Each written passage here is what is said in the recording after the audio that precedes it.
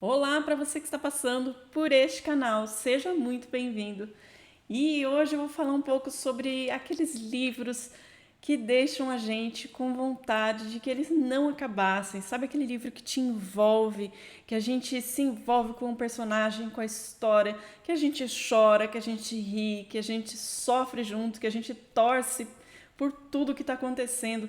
É sobre esses livros que eu vou falar com vocês e eu quero que você me acompanhe. Então, aproveita para deixar o seu like, se inscreve no canal se ainda não for um inscrito e vamos falar de livro.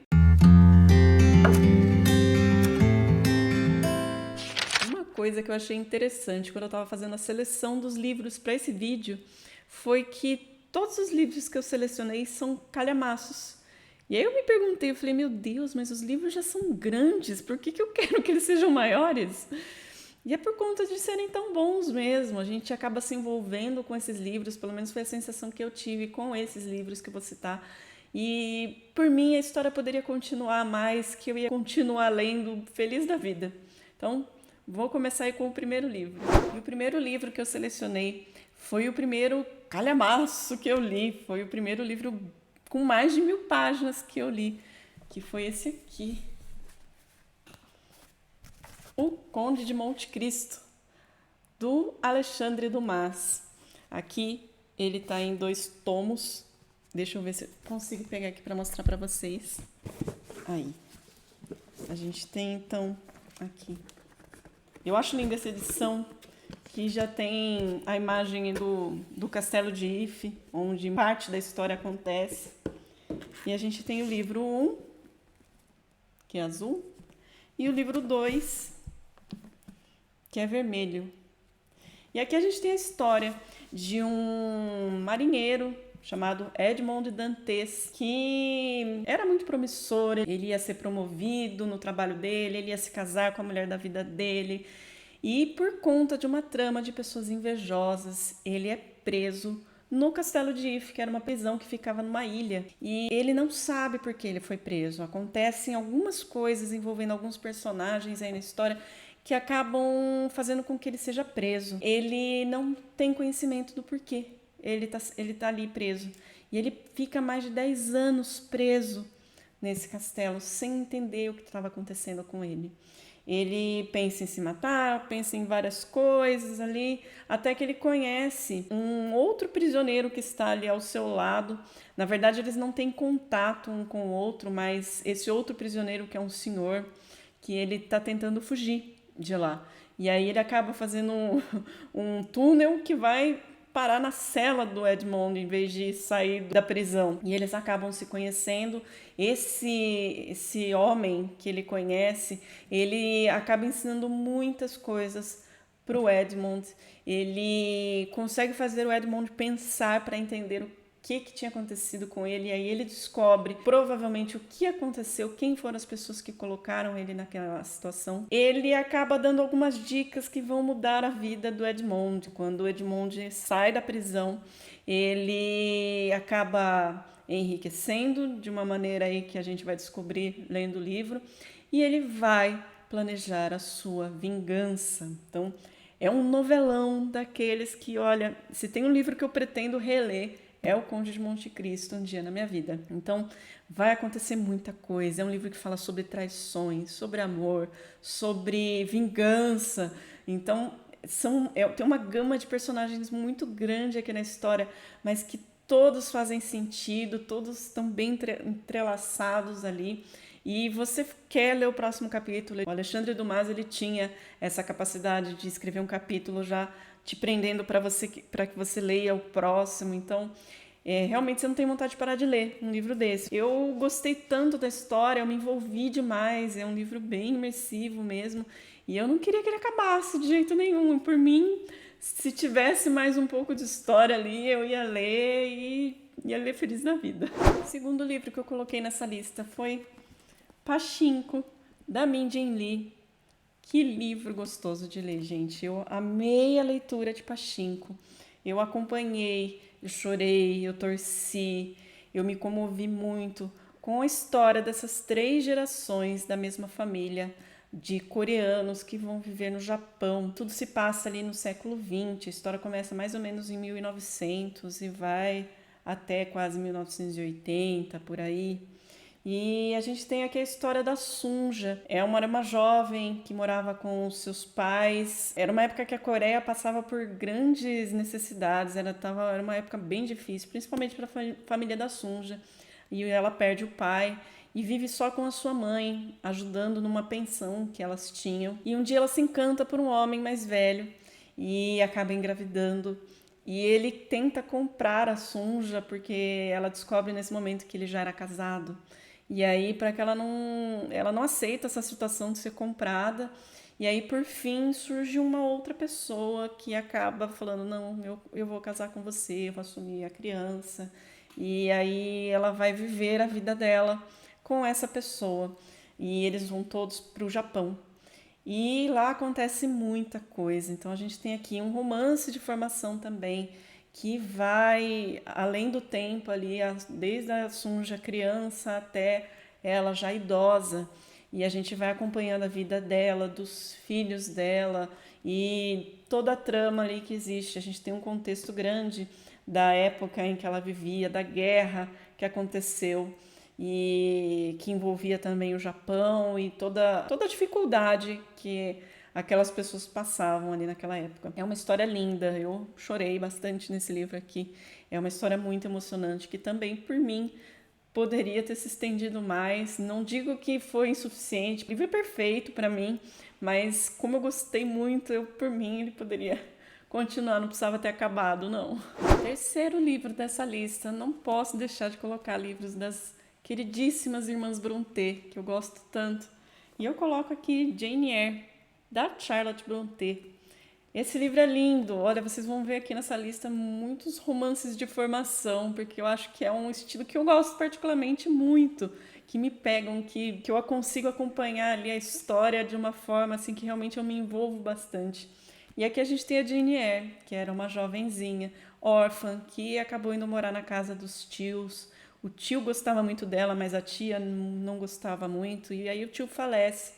E ela fica ali na casa morando com essa tia e com seus primos, que também não gostam dela, até que essa tia fica cansada da Jane e acaba mandando ela para uma escola, que na verdade era um orfanato. E aí a Jane Eyre vai começar a viver a vida dela ali, vai começar a estudar. Ela vai se dar conta de que ela é uma jovem, uma mulher, que não se considera bonita, que ela também não é rica, enfim, que a única chance que ela tem na vida dela é através dos estudos, conseguir um emprego para que ela viva a sua vida. E aí ela consegue um emprego numa mansão como preceptora de uma garotinha. Ela vai educar essa garotinha, enfim, vai morar naquela mansão para cuidar de toda a educação dessa garota. E lá ela vai conhecer a garotinha, vai conhecer a governanta da casa, da mansão, e também vai conhecer o seu patrão, o Eduardo Rochester, com quem ela vai acabar tendo um relacionamento de patrão e empregada. Ambos se respeitam muito e ambos percebem em cada um que são muito inteligentes, e isso chama a atenção dos dois. E aí vai acontecer todo o relacionamento entre eles, a gente vai ficar irritado com ele, a gente vai torcer por ela, a gente vai ficar triste por ela, por várias coisas que acontecem. No fim a gente torce para que tudo dê certo, enfim, não vou entrar nos detalhes, mas é uma história linda, gente. Para mim, é um dos livros das Irmãs Brontë que eu mais gosto, sem dúvida nenhuma. É uma história, é aquele romance que dá aquele quentinho no coração, sabe? Que você leva para o resto da vida, que dá vontade de reler futuramente, novamente, né? E é livro que, por mim, não precisava ter acabado. E o quarto livro dessa lista é o maior livro que eu já li na minha vida, até o momento. Eu estou falando desse aqui, Os Miseráveis, de Victor Hugo. Esse aqui, quem acompanha o canal sabe que esse aqui é a paixão da minha vida, que é o livro mais importante que eu já li na minha vida inteira, que é o livro que até hoje nenhum outro livro superou. Ele me emocionou de uma maneira tão grande, eu me envolvi tanto com essa história. E olha, um livro de mais de 1.500 páginas, Por mim não precisava ter acabado, Vitor Hugo podia ter escrito mais um tanto que eu iria ler, com certeza. Aqui a gente tem a famosa história de Jean Valjean, que era uma pessoa pobre, humilde, que morava com a sua irmã e os seus sobrinhos, e no momento de pobreza extrema, que eles não tinham o que comer, para ajudar a dar alguma coisa para os sobrinhos que estavam passando fome, ele rouba um pão numa padaria, ele é preso por isso, ele é condenado às galés. E aí ele fica preso por 5 anos e por várias tentativas de evasão, ele acaba estendendo a sua pena e ele fica 19 anos preso. E isso aqui é só o comecinho de tudo dessa história aqui, onde ele vai sair da prisão e ele vai encontrar personagens incríveis aqui, emocionantes, como por exemplo o Bispo de Digne, que é quem dá um norte para a vida do Jean Valjean. Tem resenha aqui no canal desse livro. A resenha tá muito boa para vocês sentirem um pouquinho do que é esse livro aqui. E aí o Jean Valjean vai passar por várias situações que vai mudar totalmente a sua vida. Então a gente tem personagens aqui inesquecíveis, como a Cosette, como a Fantine, como o Marius, o Gavroche, entre outros personagens. Todos eles pegam aqui no coração da gente. A história é maravilhosa, é linda demais. Fala sobre todas as misérias que existem na humanidade, né? Não só a miséria financeira, mas todos os tipos de miséria. E passam mensagens muito tocantes, realmente. Mensagens muito lindas que dá pra gente levar pro resto da vida. É um livro incrível e por mais que ele seja gigantesco, eu leria mais dele se tivesse. E o que falar desse quinto livro? Este aqui.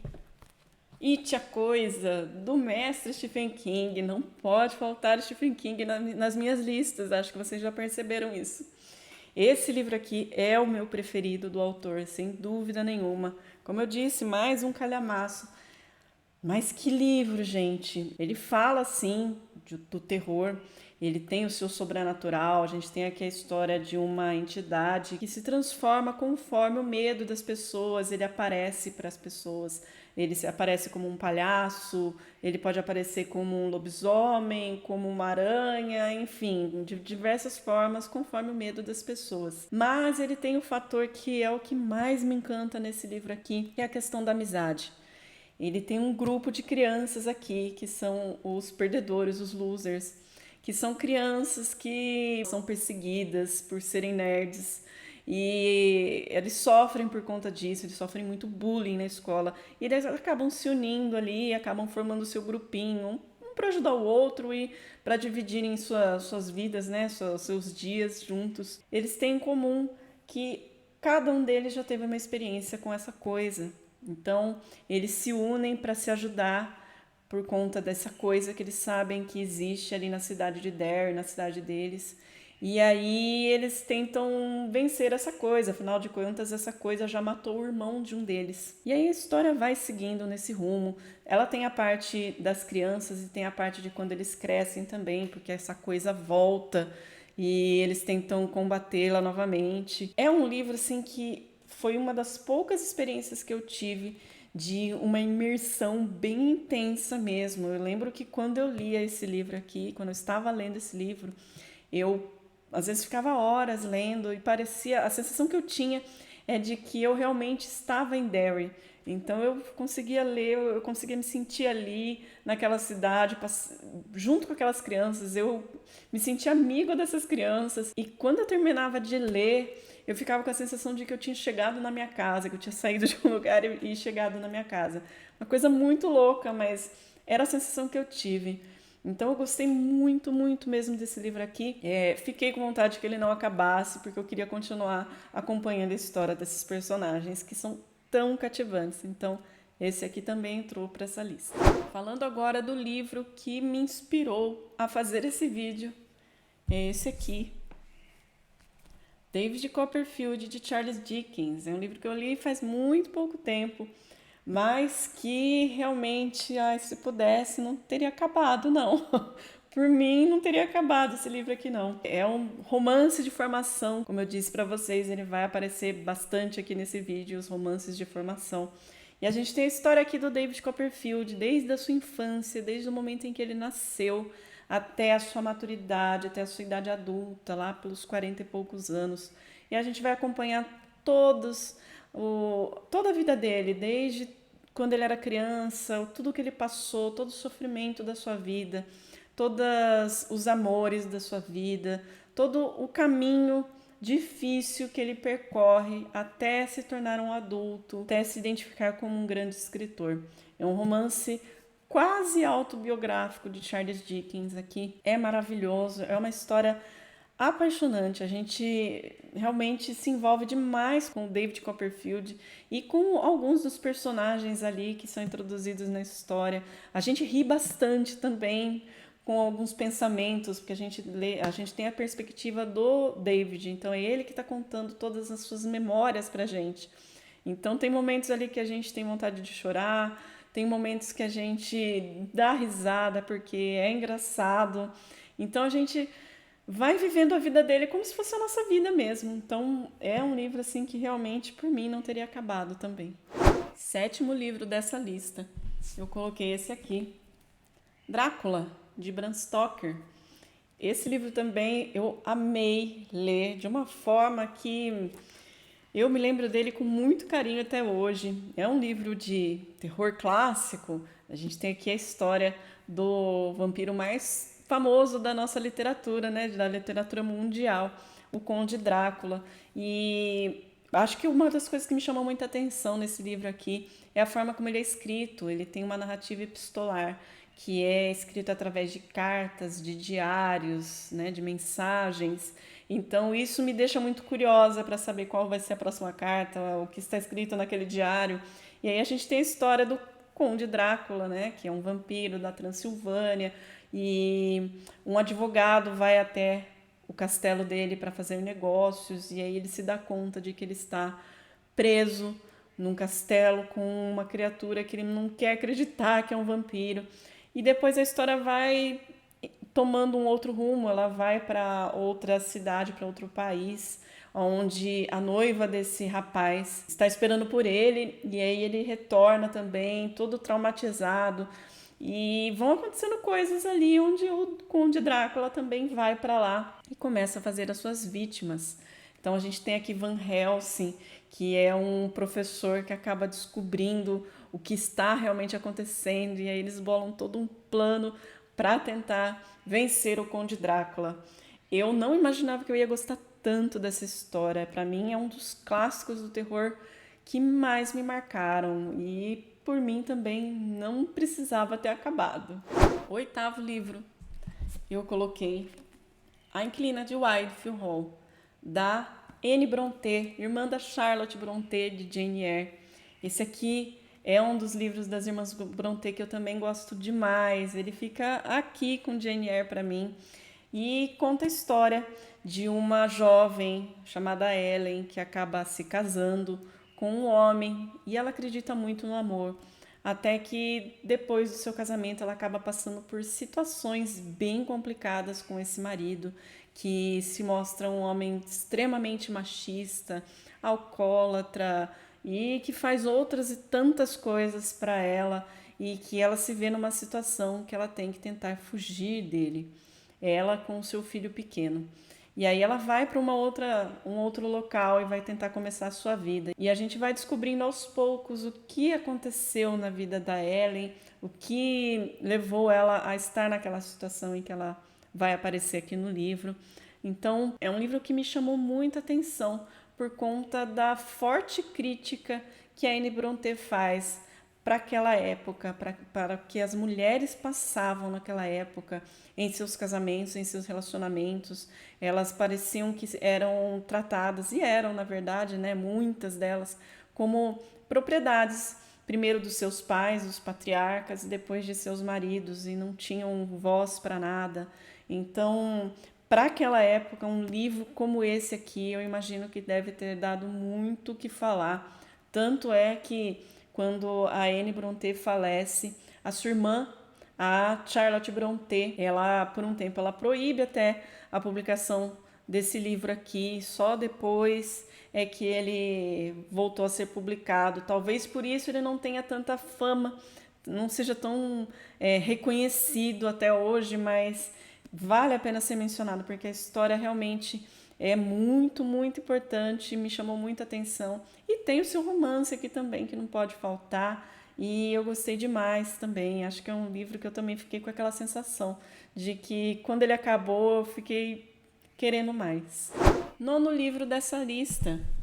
Eu coloquei mais um do King, gente. Vocês me perdoem, mas eu tinha que colocar Conto de Fadas, um dos livros mais recentes dele, também calhamaço, e que eu gostei demais. Ele é um livro de fantasia do autor, então ele não vai para o terror, para o sobrenatural. Ele tem as suas pitadinhas ali, mas é mais fantasia. Então a gente tem aqui a história de um rapaz, de um jovem chamado Charlie, que quando criança ele perde a sua mãe num acidente terrível. E aí ele tem que aprender a sobreviver por ele mesmo, né? E ele acaba até cuidando do seu pai, porque o pai dele acaba não conseguindo lidar com a situação da perda da esposa e acaba se tornando um alcoólatra. Então, por muitos anos, o Charlie tem que ser responsável por ele e pelo pai. Só que as coisas vão acontecendo na vida dele, ele cresce, as coisas entram no eixo ali. E quando ele já está com seus 17 anos, mais ou menos, ele está andando de bicicleta ali pelas ruas próxima à sua casa e ele escuta um latido de um cachorro, como se estivesse pedindo ajuda. E é justo na casa de um vizinho, um senhor rabugento que ninguém gosta, que ele não conversa com ninguém. Ele é tipo o terror da criançada na rua, as crianças têm medo, é como se fosse a casa mal assombrada ali. Mas ele acaba decidindo entrar ali, pula a cerquinha e entra. E aí ele se depara no fundo da casa que esse senhor, ele havia caído de uma escada e ele estava gravemente ferido. E a cachorra realmente estava latindo de uma forma que estava tentando pedir ajuda. O Charlie chama uma ambulância para ajudar esse senhor e ele acaba ficando com a cachorrinha. Ele acaba, como esse senhor não tinha ninguém na vida dele, ele acaba tendo que aceitar que o Charlie vá até a casa dele para cuidar da Radar, que é a cachorrinha. E ali começa uma amizade muito improvável entre esses três personagens, o Charlie, a cachorrinha Radar e o Sr. Boldit, que é esse senhor. E o Charlie começa a perceber que ele tem um segredo ali que ele vai tentando descobrir, mas ele deixa à vontade para o Sr. Boldit se ele quisesse contar.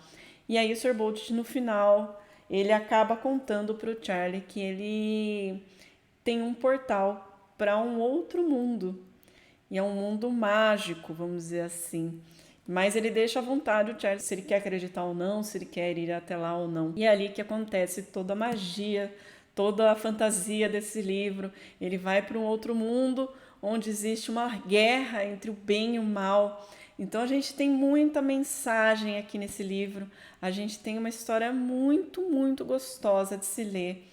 Então, é um livro bem diferente aí para quem tem um pouco de receio de ler os livros do King, que não gosta do terror, enfim. O Conto de Fadas é um livro bem interessante para se ler. Eu gostei muito, eu me apeguei muito a esses dois personagens e também, como em todos os livros aqui, por mim não precisava ter acabado, podia ter mais história que eu ia gostar bastante, mas acabou muito bem também. E o 10º e último livro dessa lista. Esse eu não tenho livro físico, ainda quero adquirir, mas eu li pelo Kindle Unlimited, então vou deixar a imagem dele aqui para vocês verem, que é Memorial de Maria Moura, da Raquel de Queiroz, livro nacional. Eu gostei muito dessa história, eu já tinha lido vários livros da Raquel, mas quando eu peguei para ler Memorial de Maria Moura, eu me encantei, realmente faz jus a ser a obra-prima da autora. Ela escreveu quando ela já... Foi o último romance que ela escreveu aos 82 anos. E é incrível, é um livro realmente que envolve muita gente. Foi assim que eu senti quando eu li. E conta a história da Maria Moura, que é uma jovem que morava com a sua mãe na sua fazenda. E um dia ela encontra a mãe morta de uma forma meio complicada. E ela acaba ficando só com o seu padrasto, um homem bem complicado.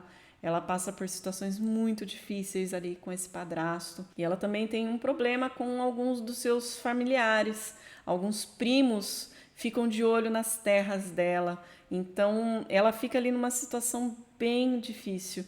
ela sendo uma jovem, uma sinhá, a gente está falando aqui do século XIX, e ela se vê muito indefesa, em partes, nesse livro, se ela fosse uma garota comum, mas Maria Moura não é uma garota comum. Ela é uma mulher muito forte e ela vai fazer de tudo para defender a sua terra, as suas terras, defender o que ela tem direito. E aí ela se torna uma chefe de um bando mesmo, com armas. Ela passa a ser temida pelas pessoas. Então você vê um crescimento ali da Maria Moura gigantesco. Você admira a Maria Moura porque ela poderia ter sido uma garotinha frágil e passado por tudo aquilo calada e sofrendo, mas não, ela vai em frente, ela luta, ela faz o que for preciso. Ela faz de tudo para defender o que é dela. E é impressionante, você se envolve demais ali com essa história também. Então, é um livro da Raquel de Queiroz que me marcou demais. Eu tenho vontade de ler novamente esse livro futuramente e entra para essa lista aí de livros que eu não queria que tivesse acabado. Esses foram os livros que eu selecionei para esse vídeo. Eu espero que vocês tenham gostado, que vocês se animem a ler algum deles. Se você também conhece algum livro que vocês leram e que vocês não queriam que tivessem acabado, deixa nos comentários também. Adoro dividir experiência com vocês. Aproveita então para deixar o like se você chegou até aqui. Se inscreve no canal se ainda não for um inscrito. E a gente se vê numa próxima. Até mais!